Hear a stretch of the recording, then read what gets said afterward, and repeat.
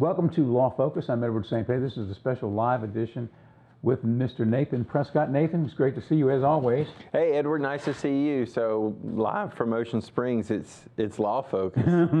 So we've been having a lot of fun. Edward just talking in the prelude. I got here around 10, but it's 10:30 for the show. So here we are. We're enjoying it. I got a lot on deck today. There's a lot to talk about. You know, there hasn't been.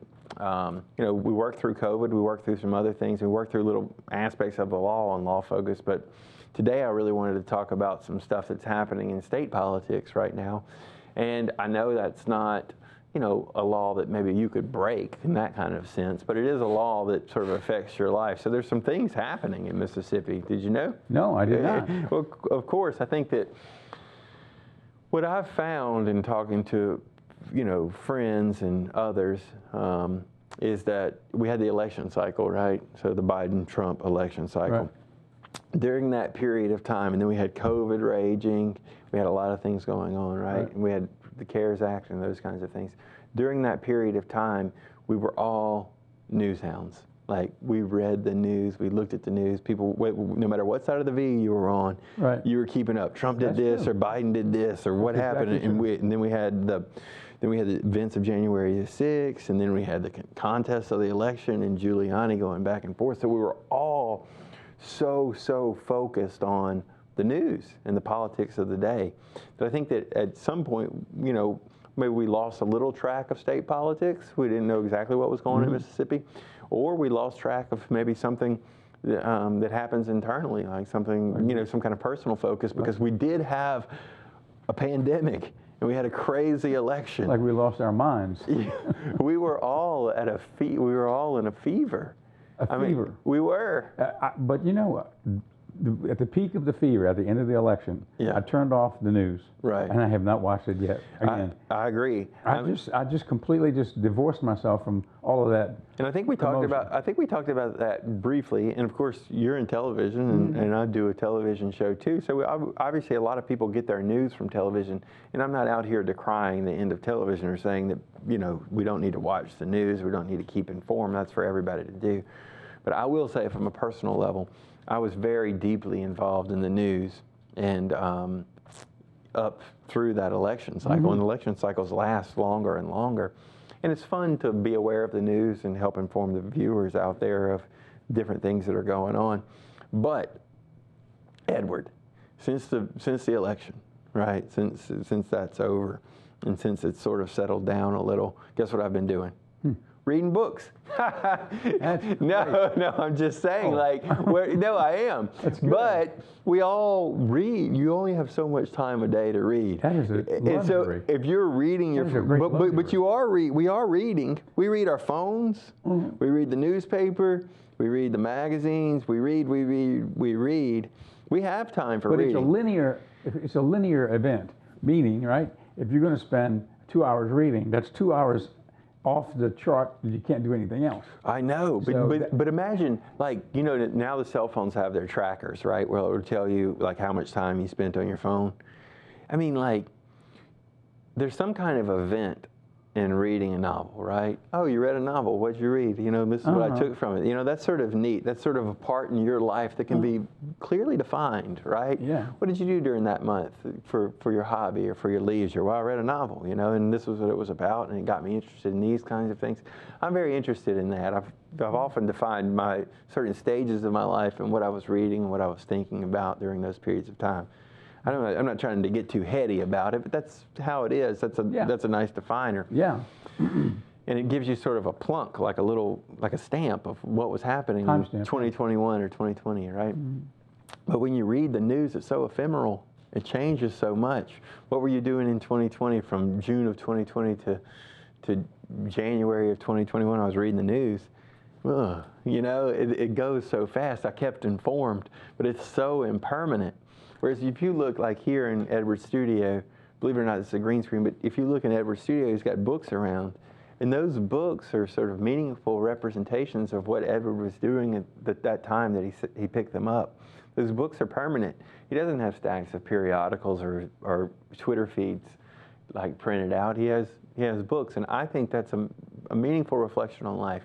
I was reading something recently that said that people coming out of the pandemic are dealing with mental difficulties, right? So there's depression on one end and there's flourishing on the other. This is pretty neat, Edward. I think you would like this, but psychologically, if you talk to a psychologist, depression is where there's a sense of hopelessness, and flourishing is where a lot of things are hitting on cylinders. Your family life, your personal life, your professional life, and there's something in the middle called languishing, which is something that happens in the middle. And the only reason I mention these words is because, like we've talked about before, words have real power, right? And if you can find a word to aid in defining what other people are going through, maybe you can be more aid to them. Nevertheless, to get back to the point, languishing, right? The manner in which to move through languishing, and the thing that most humans report makes them happy. This is not Americans. This is not Canadians or Tahitians. This is everybody. Like, they did a big sample study, and they tried to scientifically find out what makes people feel happy and feel content. And it's not money or certain things. You know what it is? It's the feeling of progress. Mm-hmm. Progress, that's it. Like, I don't care if you're like me and are enjoying getting your mile times down, which seems to be a lifelong process for me, you know, or if you're like you and enjoy the relish the potential of opening a new small business, or if you're like Clarence in the back, shout out to Clarence, and like doing what he does, but it's the feeling of progression that does it. And we all have different things that we want to progress in. Like pride of ownership, you know, self-esteem. We go through a list of things. Whether it be fitness or personal accomplishments, achievements, or some people want to accumulate wealth, or some people want to accumulate power. That feeling of progression is what turns out changes things. Or whether you're raising your kids to make more A's or be faster or whatever that desire is, you know. The reason I mention that is because I feel like if you're dedicated to the news, to the 24-hour news cycle, where everybody's always doing something wrong, if you've listened to the news, depending on what thing, right? Yeah. Wait, because that's what sells, that's what gets eyeballs, right? Yeah. I don't know if that creates that sense of progression that we need. I think you're right. I think it casts a spell across the public, you know, where the average person watching thinks, oh, this world's got so much trouble. What am I going to do next? And it doesn't feel progressive. It spreads. Do you ever feel that, you know, in watching our news, and watching the news cycle, right?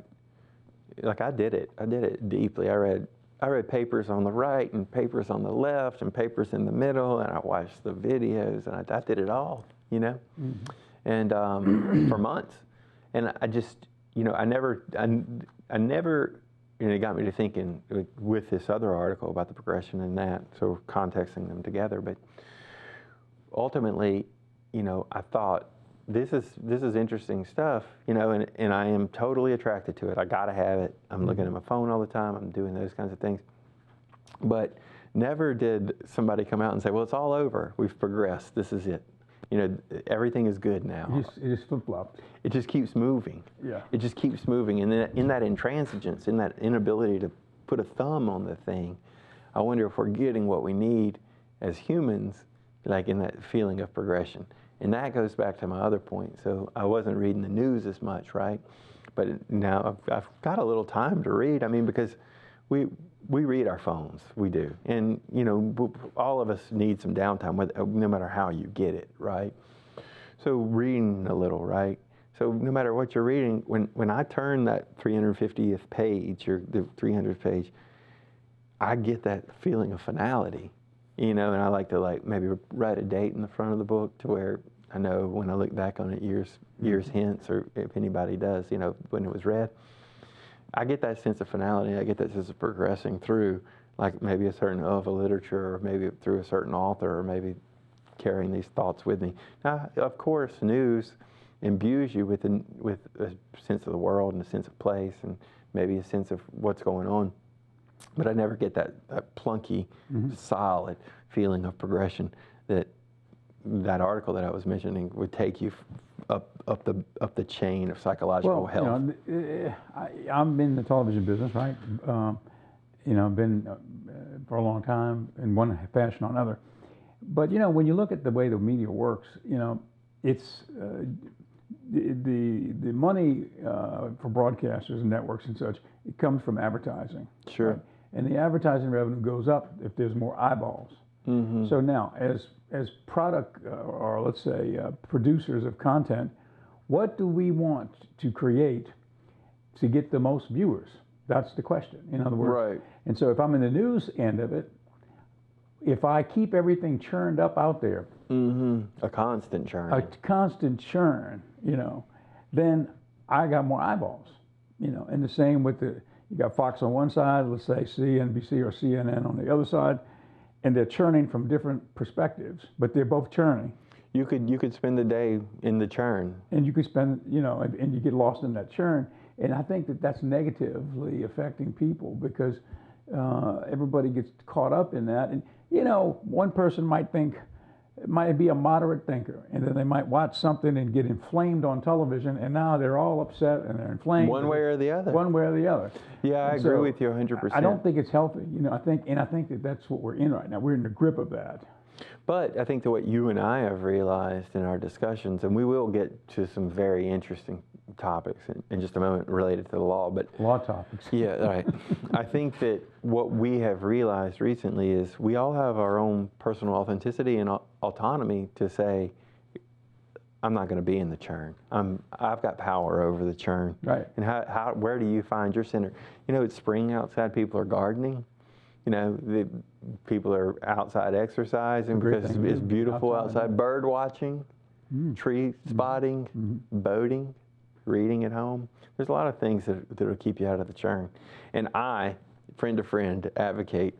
I've been out of the churn for a few months now, and it's been nice. Yeah. It's been very nice. Yeah. But after the break, we'll address some topics that I have prepared for everyone. Okay, let's take a break. We'll be right back. Thank you, Edward.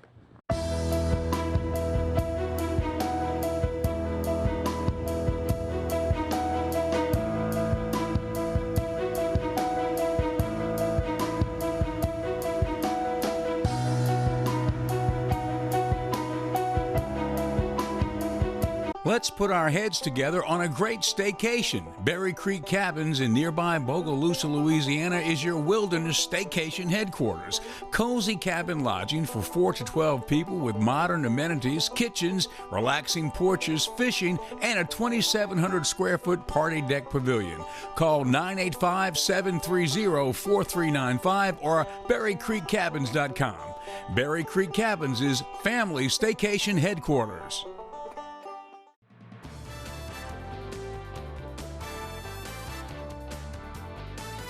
How you doing? I'm Dr. Lauren Timmons here in Ocean Springs, Mississippi at Timmons Family and Cosmetic Dentistry, where we pride ourselves in the latest dental technology for implants, including 3D x-rays, for orthodontics, including digital impressions, and same-day crowns and veneers. So check us out at the website below or call us for an appointment today. Furniture Galore & More has been doing business on the coast in Biloxi for over 30 solid years. We provide quality furniture from our floor to your door. That means you can buy it today and take it away, or you can have it delivered. New living room furniture, bedrooms, comfortable leather recliners, and so much more for your home decor. So many selections, layaway and financing is available. Isn't it time to spruce things up? Furniture Galore & More. Ain't nothing like it on the coast. Stop by and tell them Lexi and Nick sent you.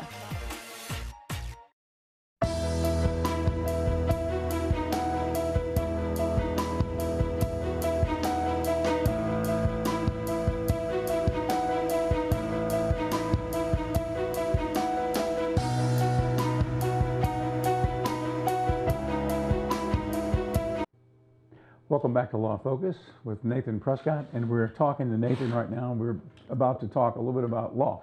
Yeah, we're going to talk about law. We always somehow integrate the law into it. But what we've got, viewers, and I want to thank everybody for your emails and your phone calls, shout outs at the grocery store or wherever we are. We really appreciate it. I'll say hello to Min Win. Min Win works at the People's Bank. She sent me the other day and sent me a screenshot and said, "Hey Nathan, I saw you on television." I love that kind of stuff, and I thank you a lot for that. So what we're going to talk about now is Mississippi losing some population. Oh no! I didn't know. Yeah, we hear about the world being overpopulated, and it really is a resource limit out there. So I'm not going anti-green. There is, we're going to run out. But Mississippi, over the last 10 years, even though people were having babies, people were reproducing, lost 14,150 people. Really? Yeah, it did. From 2010 to 2020, Mississippi lost 14,150 people. That's 10 years. Have you ever heard of such? No, I would have thought it would have increased somewhat. Yeah, right. Well, West Virginia lost some people. Illinois lost some people. And Mississippi were the only 3 states in the Union that lost people. The United States as a whole gained people, but what happened was a lot of people moved out of the Mississippi Delta. Out of the Delta? Out of the Mississippi Delta. And we all know, or we should, that or we will now, that our congressional districts are outlined, and we get congressmen based on the population of the state, right? I can remember growing up, Mississippi had 5 congressmen, right? Now Mississippi only has 4 congressmen after the 2000 census.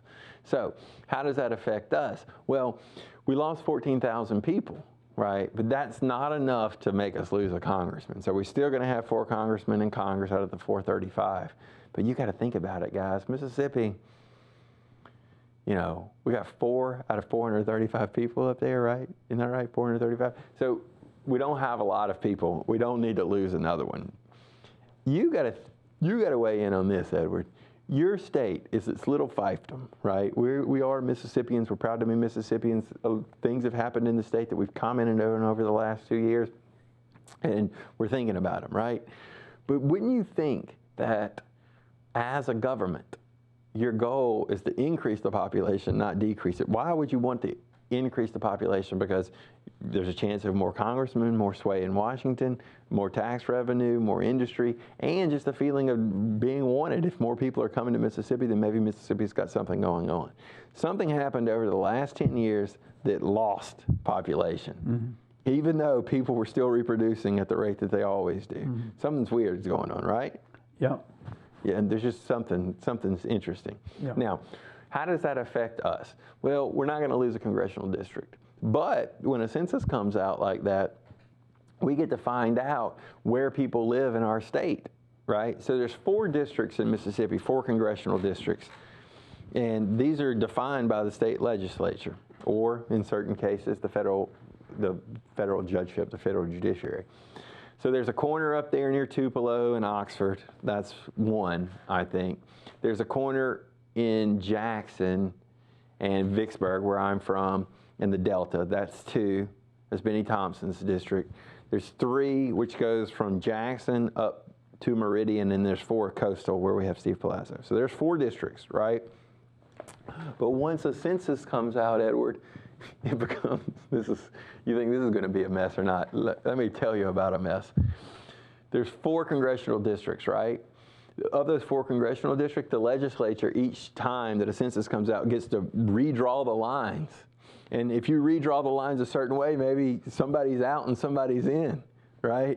So the legislature in 2000 and 2010 were tasked with the fact of redrawing these district lines. I mean, maybe parts of Tupelo aren't in District 2 anymore, or 3, or maybe parts of Ridgeland or Richland or whatever those communities aren't in 2 or 4. So there's a lot of different changes that can be done there. And the state legislature has to decide on that. So don't laugh, Edward. So what do you think happened? Trouble. In 2000 and 2010. You think they got it resolved? No. No. The federal courts had to step in and aid with the districting lines.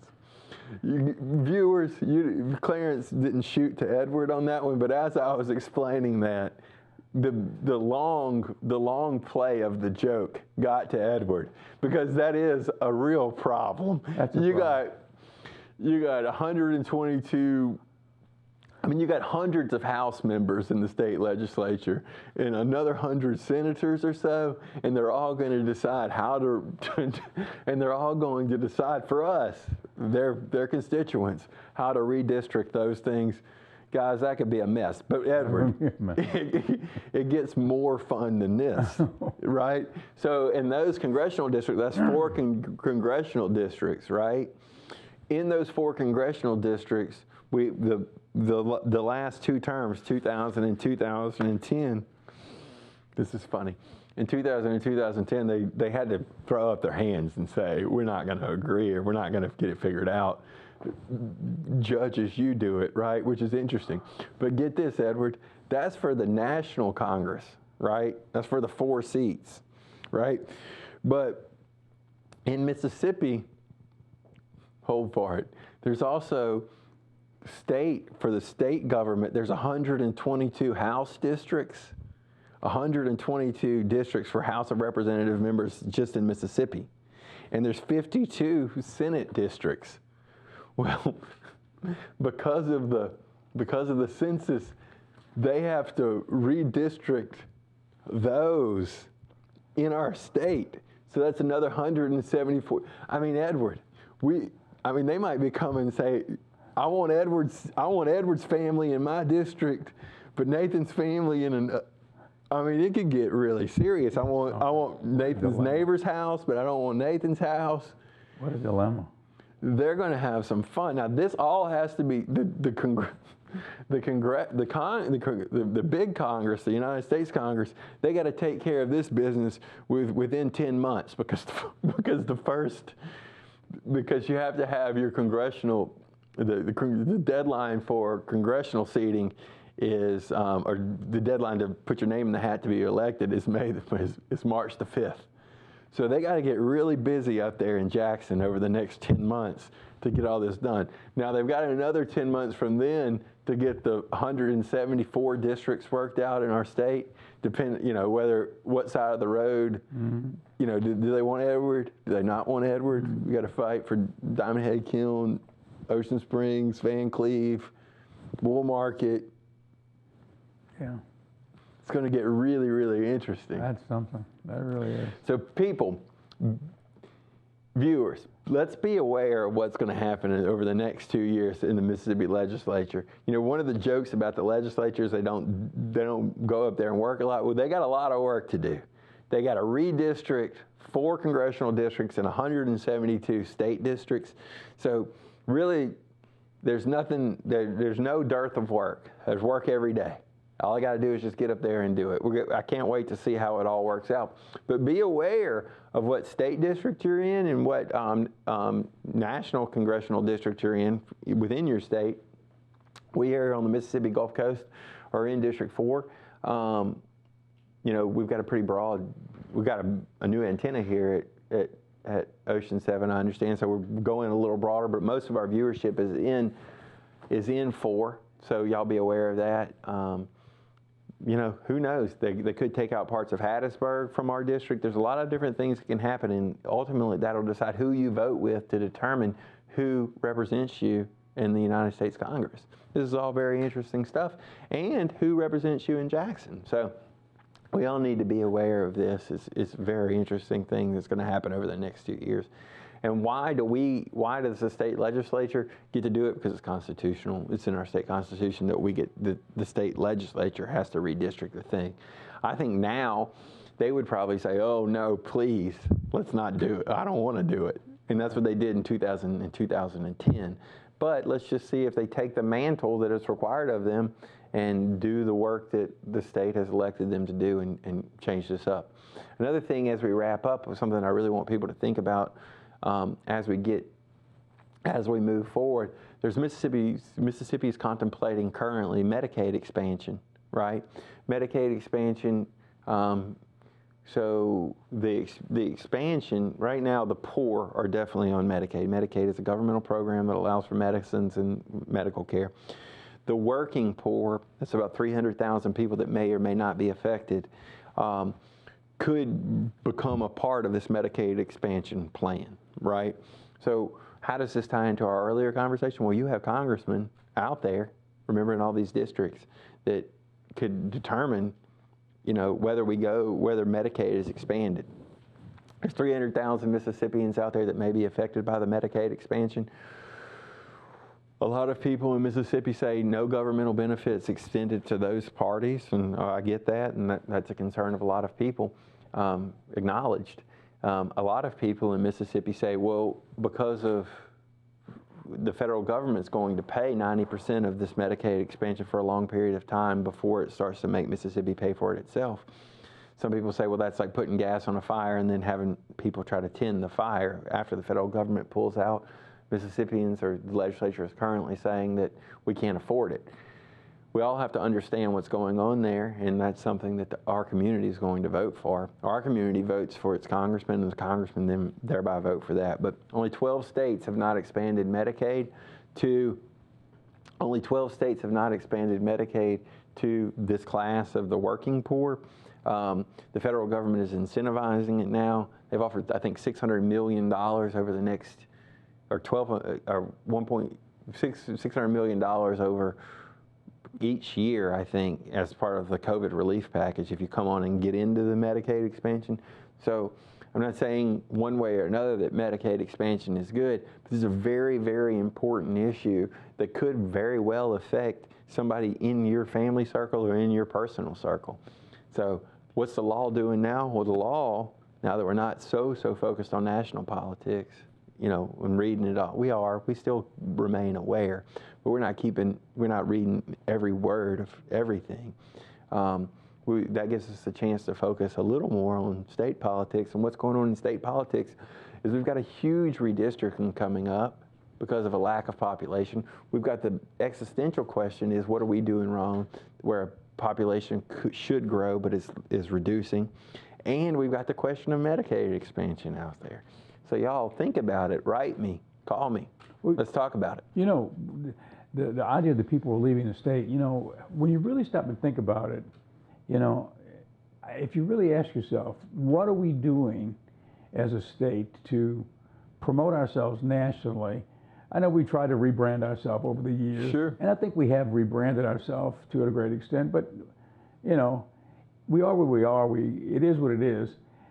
What can we do as a state to put ourselves out there and become attractive to young people to want to move to the state? Because, man, I'm going to, you know, Mississippi, because there's opportunities here. You know, how do we brand ourselves in the national arena so that people will say that's where I want to go? Because, you know, maybe there is opportunity. Those are very, very good questions. And, you know, we had a huge issue that you and I talked about ad nauseum, hopefully not ad nauseum. The flag. The flag was an issue. It was a divisive issue. It was a divisive issue. And, you know, a lot of the Mississippians that voted for the flag, or a lot of the legislators that voted for the replacement flag, said this is a point. This is the point. Yeah. You know, this is something that will attract people. Now, well, I would be remiss, don't let me get out of this show without telling the viewers. I would be remiss if I didn't say that the Delta lost a lot of people. The coastal community in District 4 gained people. Yeah, that makes sense. Okay, so let's just be really clear about that. If you look at it, really, people leaving the Delta, they left the Delta because there's not a lot of opportunity there. Right. So why wouldn't they leave anyway? Mm-hmm. You know, I mean. But isn't it incumbent upon a government to try to create opportunity? Yeah, but where there is none. That's some fertile land. That's some neat stuff. Fertile land. I mean, you know, but I mean, it's going to have to be agriculture based. Because, you know, I mean, that's what we've got there, agriculture, you know. Edward, I agree, but I'm not going to sit so steadily in our ways. I mean, their factories have been built on fertile land. Yeah. You know, Silicon Valley is a very fruitful plain, but they're not just growing avocados there. Right. Right? That's true, yeah. Okay. Well, yeah. But that's the great reawakening of Mississippi awaits us. Well, I'm glad that you and I and the viewers are a part of it. Let's keep going. Yeah, exactly. Well, thank you for being with us on this edition of Law Focus, and we'll see you next week with Nathan and our program, Law Focus. Thank you very much.